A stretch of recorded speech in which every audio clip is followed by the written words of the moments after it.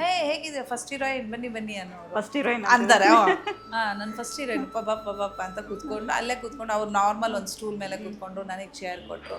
ಆ ಬೆಳಗಿಂದ ಇಲ್ಲೇ ಇದ್ರೆ ನಾನು ನೋಡಲೇ ಇಲ್ವಲ್ಲ ಅಂತೆಲ್ಲ ಮಾತಾಡಿದ್ರು, ಸುಮಾರು ಹೇಳಿದ್ರು. ಎಷ್ಟು ನಂದು ಪ್ಯಾಕಪ್ ಆಯಿತು, ಅವ್ರದ್ದು ಇನ್ನೂ ಇತ್ತು ಶೂಟು.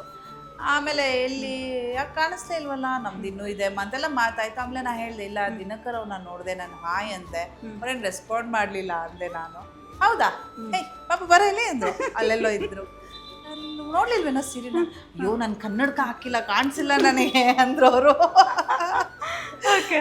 ಸೊ ಆಮೇಲೆ ಅಯ್ಯೋ ಹೌದಾ ನಂಗೆ ಗೊತ್ತಾಗಲಿಲ್ಲ, ನಾನು ಮರ್ತ್ಬಿಟ್ರೇನೋ ನೀವು ಅಂದ್ಕೊಂಡೆ. ಹೆಂಗೆ ಮರಿತೀನಿ, ಯಾಕೆಂದ್ರೆ ನಾನು ದರ್ಶನ್ ಸರ್ ಅವ್ರ ಎಂಗೇಜ್ಮೆಂಟಿಗೆ ಹೋಗಿದ್ದೆ, ಅವ್ರ ಮದುವೆಗೂ ಹೋಗಿದ್ದೆ. ಅವರೇ ಖುದ್ದಾಗಿ ಮನೆಗೆ ಬಂದು ಅವ್ರಿಗೆ ಅವ್ರ ಕಾಲು ಏಟಾಗಿತ್ತು. ಆಗ ನಮ್ಮ ಮನೆ ಸೆಕೆಂಡ್ ಫ್ಲೋರಲ್ಲಿತ್ತು. ಅಲ್ಲಿ ಕಾರಲ್ಲಿ ಬಂದು ಅಲ್ಲೇ ನಿಲ್ಲಿಸಿ ಮೀನಾ ಆಂಟಿ ಅವ್ರ ಮೇಲೆ ಬಂದರು, ತಾಯಿಯವ್ರ ಮೇಲೆ ಬಂದು ಕಾರ್ಡ್ ಕೊಟ್ಟು, ದರ್ಶನ್ ಹತ್ತಕ್ಕಾಗಲ್ಲ ಮೆಟ್ಲು, ಕಾಲು ಈ ಥರ ಏಟಾಗಿದೆ. ಆಮೇಲೆ ನಾವು ಕೆಳಗೆ ಬಂದು ಅಲ್ಲೇ ಕಾಫಿ ಇದೆಲ್ಲ ಕೊಟ್ಟು, ಏನು ಅನ್ಕೊಬಿಡು ಕಾಲು ಏಟಾಗ್ಬಿಡಿದೆ ಬರೋಕ್ಕೆ. ನಾನು ಅಂದೆ ಕಾಲು ಏಟಿಟ್ಕೊಂಡು ಮನೆಯವ್ರಿಗೂ ಬಂದಿದ್ರಲ್ಲ, ಅದೇ ಖುಷಿ, ನಾನು ಮಿಸ್ ಮಾಡ್ತೀನ ಮದುವೆಗೆ ಅಂತೆಲ್ಲ. So he is just like that, ಈಗಲೂ ಹಾಗೆ.